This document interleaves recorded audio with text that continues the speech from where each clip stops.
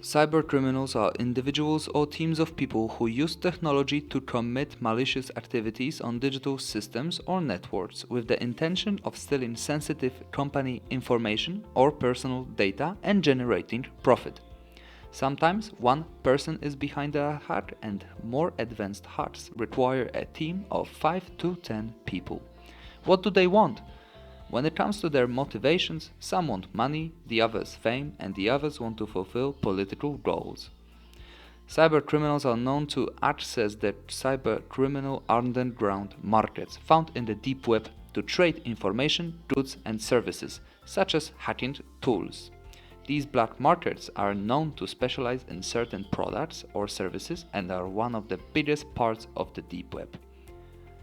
Laws related to cybercrime continue to evolve across various countries worldwide.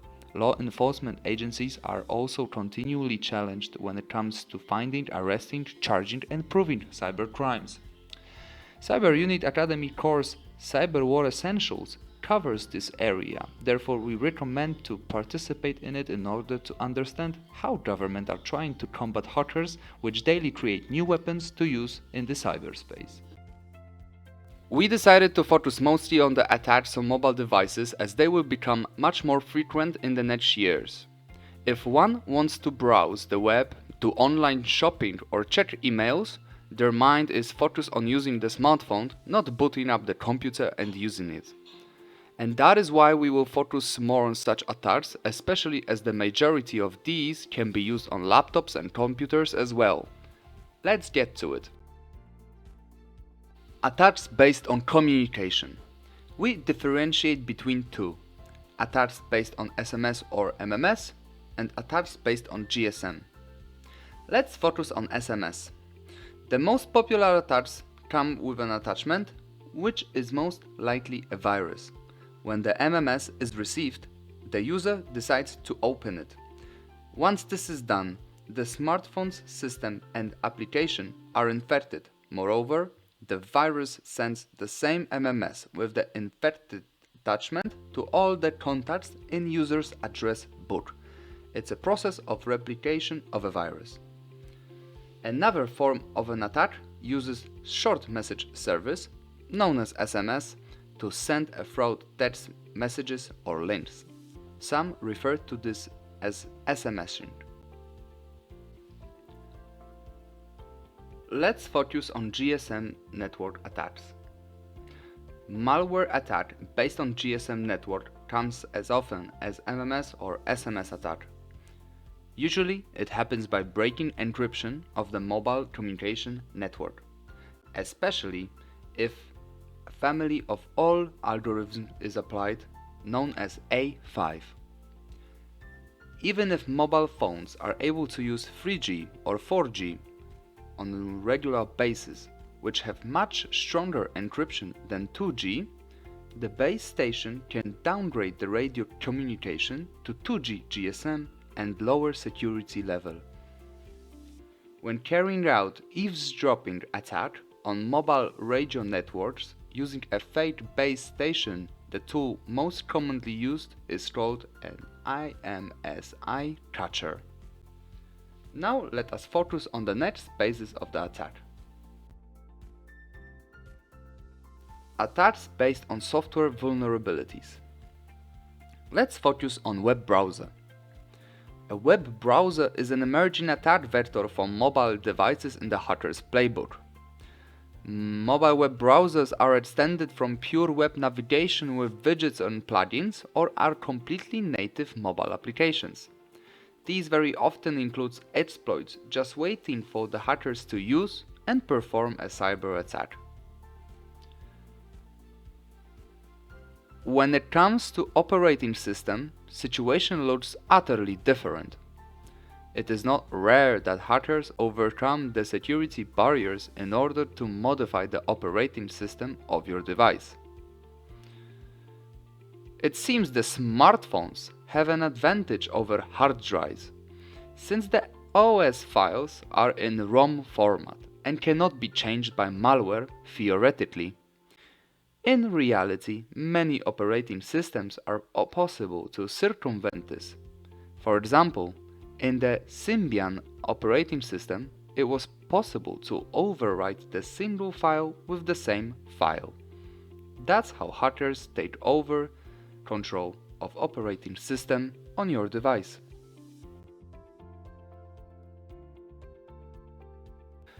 Let's analyze the basic features present in the majority of mobile devices. We are talking here about Wi-Fi and Bluetooth. Let's focus on Wi-Fi. However, your hardware and wireless networks are protected by security protocols, first one known as WPA. The problem lies in the encryption key, which was too short and not so hard to crack by the criminals. Wi-Fi protected access, known as WPA, was very quickly compromised, and then WPA version 2 came out as an improved protocol to replace the previous one. WPA version 2 does not have the same encryption problems as the previous one, because an attacker cannot recover the key by noticing the traffic, which was possible in WPA version 1. Version 2 is susceptible to attack because cyber criminals can analyze the packets going between the access point, like a router, and an authorized user. To deduce algorithms and break the encryption of the network, that kind of action for the hacker is sufficient. In addition, hackers can also create a Wi-Fi access point with the same parameters and characteristics as the real network in order to trick you so you connect with the fake one instead of the one intended. Goal is to start intercepting your data, especially if it does not transmit data in an encrypted form. If it does, the hackers need to only break the encryption, which takes only a couple of minutes, sometimes hours, but only time stands in his way. Now let's focus on the Bluetooth. Remember, Bluetooth is a beloved tool for hackers and data interception. Vulnerability number 1 is the fact that in many cases unregistered devices do not require identification, and vulnerable applications have a virtual serial port used to control the phone. So an attacker only needs to connect to the port, inject the malware, and take full control of the device. Very famous is bluejacking. It is used for sending unauthorized messages to another Bluetooth device, hoping that the victim will accept the file transfer and download a virus. Some bluejacking tools do not require a victim to accept anything. They just need to find a Bluetooth port to connect to. Electromagnetism attacks sound magical, but French researchers in 2001 presented espionage method to the government agency, which is a capability to trigger the voice interface in smartphones remotely with the use of specific electromagnetic waveforms. The exploit took advantage of antenna properties that are installed in the headphones wires while plugged into the audio output of the vulnerable device, and effectively spoofed audio input to inject commands via the audio interface. Nowadays, smartphones are equipped with audio control softwares such as Siri or Bixby. Therefore, such advanced tools using such waveforms might be really destructive. Second vulnerability based on hardware is juice jacking technique. It is another hardware vulnerability mostly used in the mobile platforms. How does it work? Using a dual purpose of a USB charge port, for several devices have been susceptible to get data exfiltrated or other malware installed to the mobile devising by connecting to it.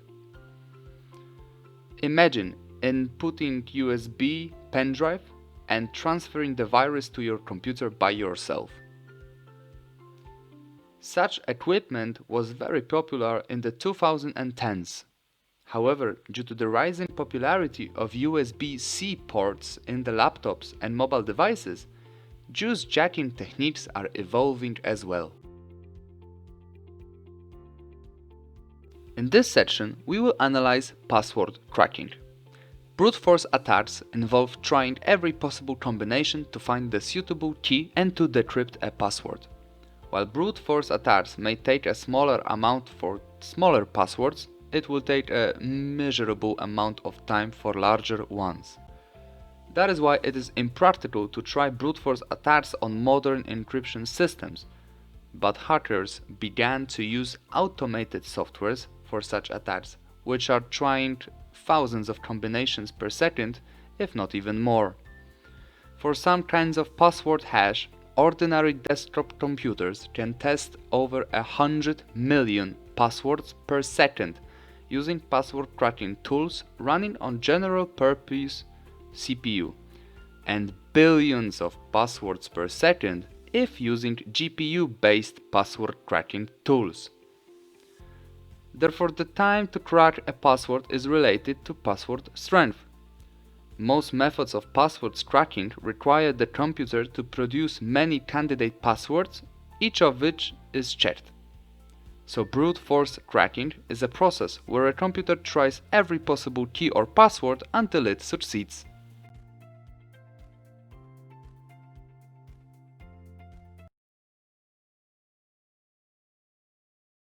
In this section, we will analyze how hackers want to attack your computer. We distinguish a couple of most crucial type of hacks out there currently. Let's get right to it. First, we will analyze buffer overflow, a type of attack where the hacker hacks the command system by overrunning an application buffer. Secondly, denial of service attack. Very popular and common, an attack designed to cripple the victim's system by preventing it from handling its normal traffic, usually by overflooding it with a false one. In other words, an attack on a computer system or network service to prevent operation by seizing all free resources carried out simultaneously from multiple computers. Third, email worm, or otherwise referred to as phishing. A virus-infected script or mini-program sent to an unsuspecting victim through a normal-looking email message. It's a very similar process to phishing, which is a fraud method in which the offender impersonates another person or institution in order to obtain confidential information. It is a type of social engineering attack. It does not require looking for security holes or having advanced technical knowledge. Phishing relies on the weakest link in a computer network protection, which is the human error. Fourth, root access. The highest level of access to a computer system, which can give a hacker complete control over the system. Hackers' ultimate goal, which often is unobtainable if well protected, yet once achieved, it can provide them with anything they want. Fifth, rootkit. A type of tool at the disposal of cyber criminals to expand and disguise the control of the system. It is a tool helpful in breaking into IT systems. It hides dangerous files and processes that keep you in the control of your system, often included in the Trojan files. And last but not least is a social hacking practices. This is different from the rest, but used sometimes even more frequently than the others. It is a practice of retrieving the information from the user without his knowledge, most often carried out using a phone call or email exchange.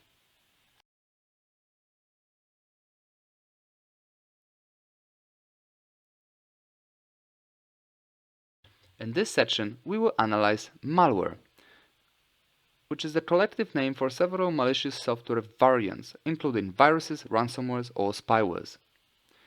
It's mostly hidden inside phishing mails, fake websites, and memory drives. Shorthand for malicious software, malware typically consists of a code developed by hackers designed to cause extensive damage to data and systems or to gain unauthorized access to a network. It is delivered in the form of a link or a file over an email and requires the users to click on the link or open the file to execute the installation of a malware. Malware has actually been a threat to individuals and organizations since the early 1970s when the Creeper virus first appeared.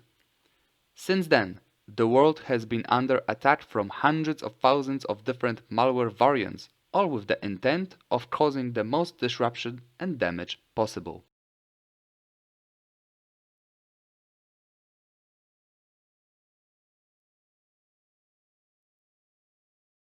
In this section, we continue about malware. Malware delivers its payload in a number of different ways, from demanding a ransom to stealing sensitive personal data. Cybercriminals are becoming more and more sophisticated in their methods. The following is a list of some of the more common malware types and definitions. Virus, possibly the most common type of malware. Viruses attach their malicious code to a clean code and wait for unsuspecting user or an automated process to execute them. Like a biological virus, they can spread quickly and widely, causing damage to the core functionality of systems, corrupting files, and locking users out of their computers. They are usually kept within an executable file, which means the file that ends on .exe. Worms. Worms get their name from the way they infect systems. Starting from one infecting machine, they weave their way through the network connecting to consecutive machines in order to continue the spread of infection. This type of malware can infect entire networks of devices very, very quickly. Spyware. Spyware, as its name suggests, is designed to spy on what the user is doing. Hiding in the background on a computer, this type of malware will collect information without the user knowing, such as credit card details, passwords, and other sensitive information. Trojans. Just like Greek soldiers hid in a giant horse to deliver their attack on Troy, this type of malware hides within or disguises itself as a legitimate software. Acting discreetly, it will breach security by creating backdoors that give other malware variants easy access. Ransomware, also known as scareware, ransomware comes with a heavy price. Able to lock down networks and lock out users until a ransom is paid, ransomware has targeted some of the biggest organizations in the world today with expensive results. Last example is WannaCry.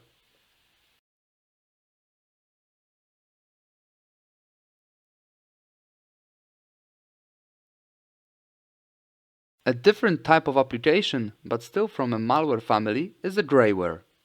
It is a term applied to unwanted application or files. GRAYWARE is considered a younger member of the malware family. Applications that behave in an annoying or undesirable manner and yet are less serious or troublesome than malware. GRAYWARE encompasses spyware, adware, fraudulent dialers, joke programs, remote access tools, and other unwanted programs that may harm the performance of computer or, as in most cases, cause inconvenience. The term came into use around 2004.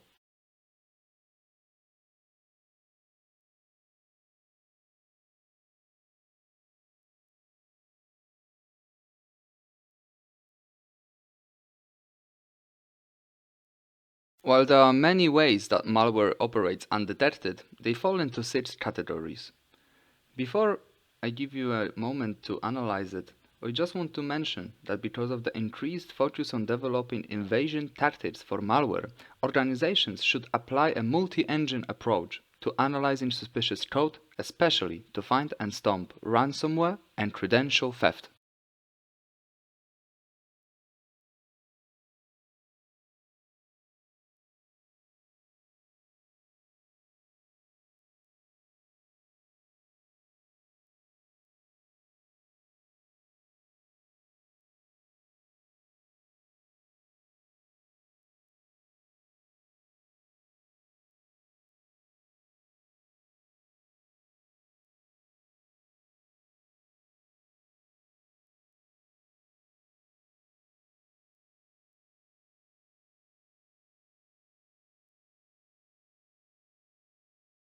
What is online identity theft? Identity theft affects millions of people every year and occurs when a fraudster steals your identity by gaining access to your personally identifiable information, PII, in order to commit fraud. While ID theft can happen several ways, online ID theft occurs when someone steals your digital PII using scams like planting malicious software on your computer. In our cyber-focused 21st century, Internet opened a world of easy access to information, entertainment, and other services. But this cyber gateway also presents the possibility of our personal information falling into the wrong hands, resulting in becoming victims of an online identity theft. Even a child's seemingly innocent interactive doll connected to the web server can harvest our data and give our personal information to third parties. There are 5 types of identity theft. Please examine.